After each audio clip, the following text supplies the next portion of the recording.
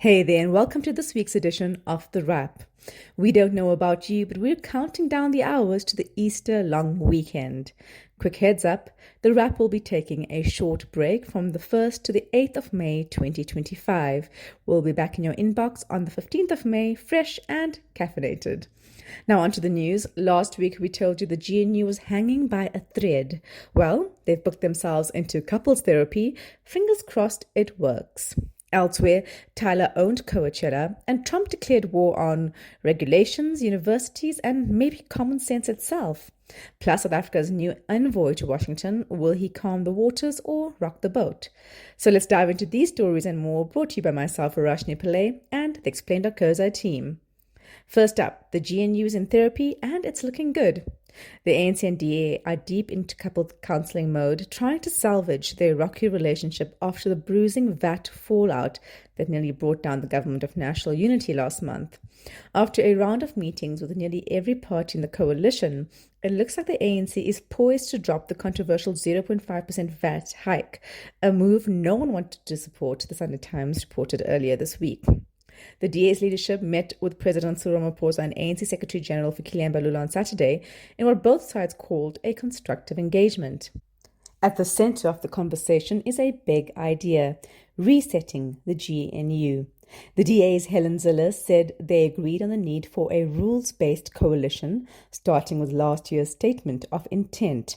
The ANC agrees in principle, with party officials confirming to Daily Maverick that a special National Executive Committee meeting will soon decide whether to officially scrap the VAT hike and reconfigure the GNU. It all sounds very mature and exactly what we need as a country. Meanwhile, the Division of Revenue and Appropriation Bills, key budget laws, still need to pass. Smaller players like Action South Africa and BOSA are holding their support hostage, demanding the ANC explore alternatives to the VAT hike within 30 days. Enter a new poll by the Institute of Race Relations released Tuesday, which has sparked headlines by showing the DA narrowly overtaking the ANC for the first time, with over 30% support versus the ANC's about 29.7%. The poll, conducted at the peak of the budget drama, also showed DA support among black voters rising from 5 to 18%.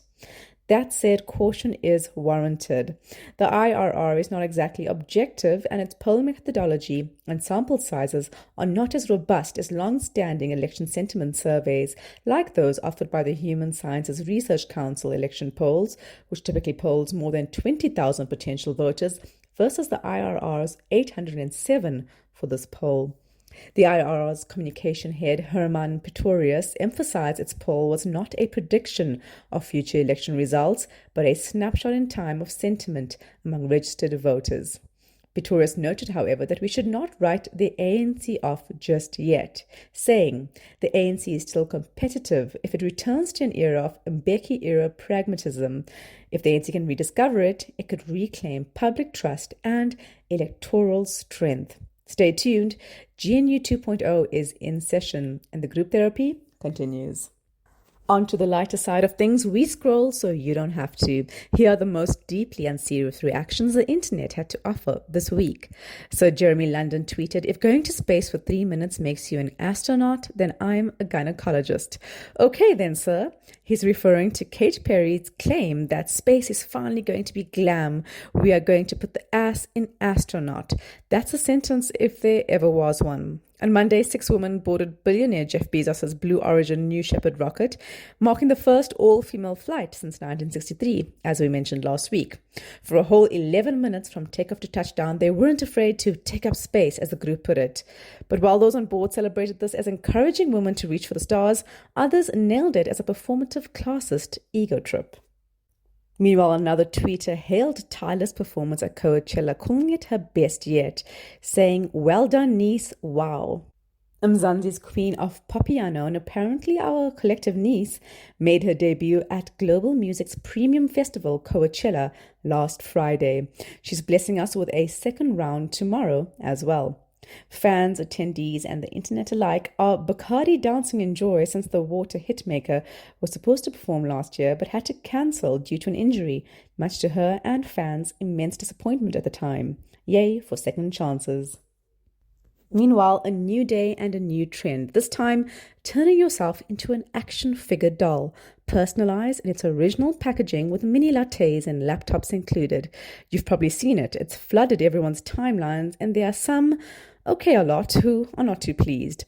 Reactions range from "you're killing the planet thanks to the enormous resources it takes to run an AI query" to "this is cringe." As one Twitter user put it, "Can I be mean for a second and say no one cares about your AI generated doll version of yourself?" Ouch. In international news, America is not just in crisis, it's starting to dismantle itself in real time. This week, the New York Times reported that Elon Musk and the Department of Government Efficiency, DOGE, have turned their chainsaw from decimating government agencies towards a historic gutting of US regulations. From food safety to mining rules and nursing home care, DOGE is tearing through decades of protections, often without public input. One memo, literally titled "Delete, Delete, Delete," all in caps, laid out the plan. It's the most aggressive regulatory rollback in modern US history, and it's happening quietly.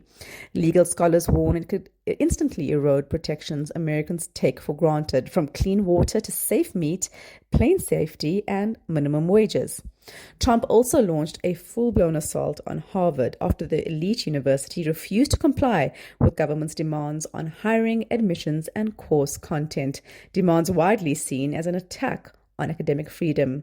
In a powerful statement, Harvard President Alan Garber wrote, "No government should dictate what private universities can teach."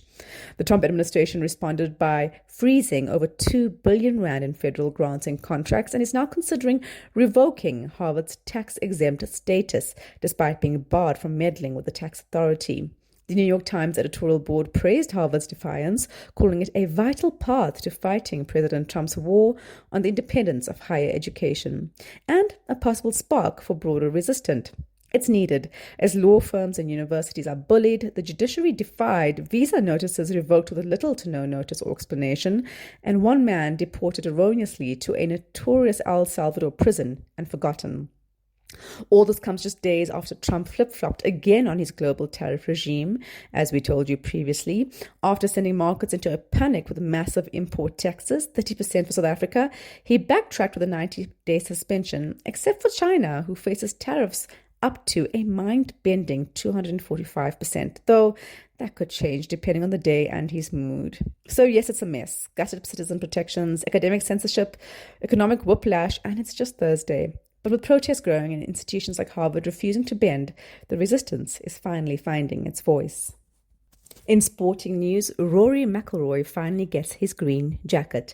It's been a long time coming, 14 years to be exact, but Ireland's Rory McIlroy has finally won the US Masters, becoming just the sixth male golfer in history to achieve the elusive career Grand Slam. That means he's now won all four of golf's major tournaments: the US Masters, the US Open, the Open Championships, aka the British Open, and the PGA Championship. He joins the likes of Tiger Woods and South Africa's own Gary Player in the sport's most elite club. But it was not easy.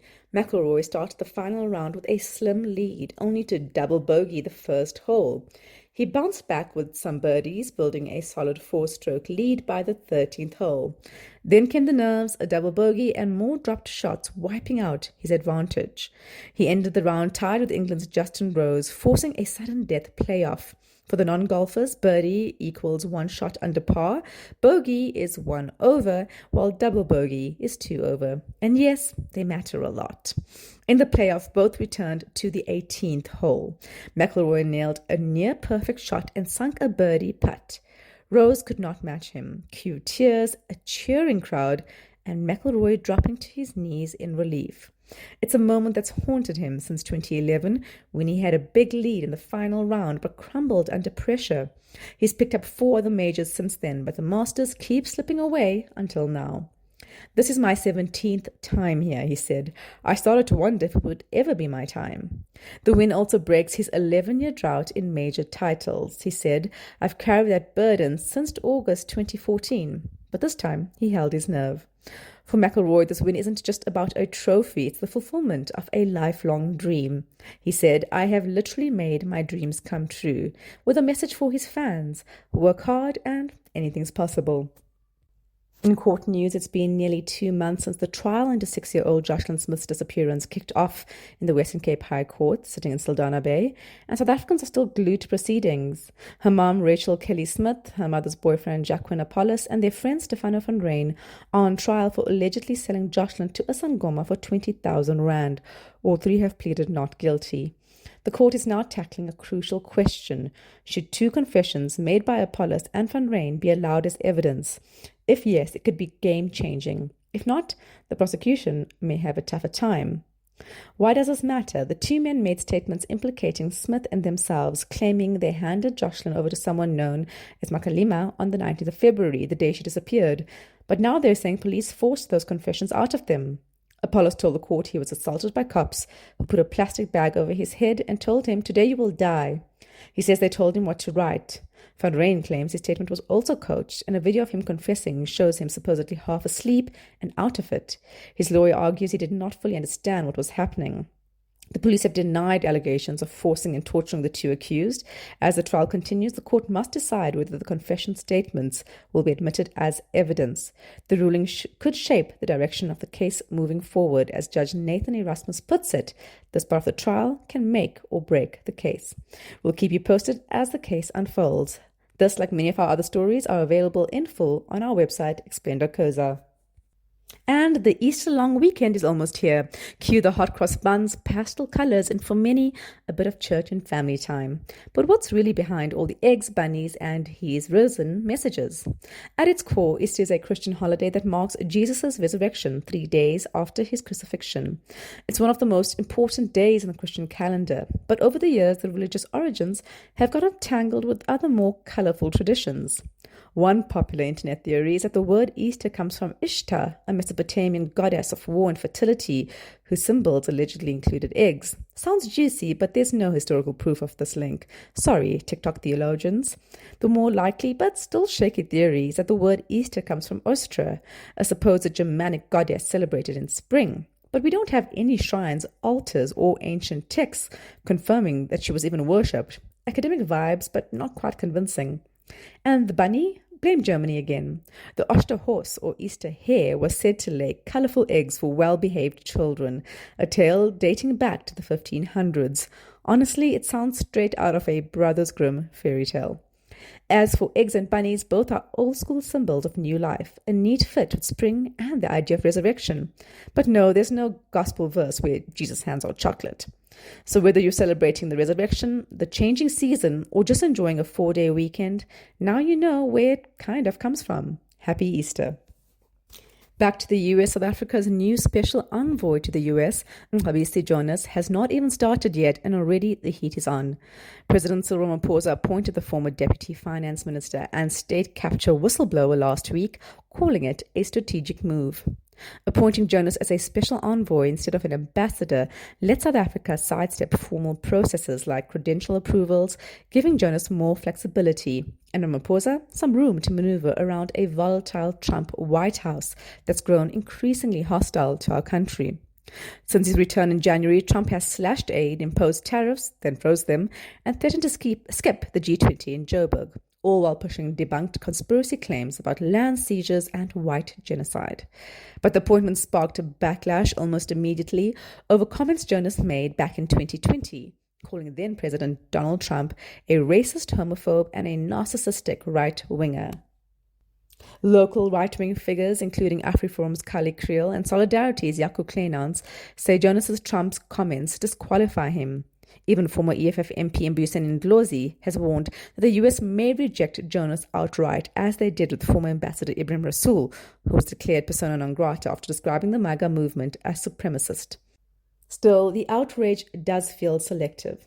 As journalist Vili Hlabi noted, Trump himself has weathered worse insults from his own appointees.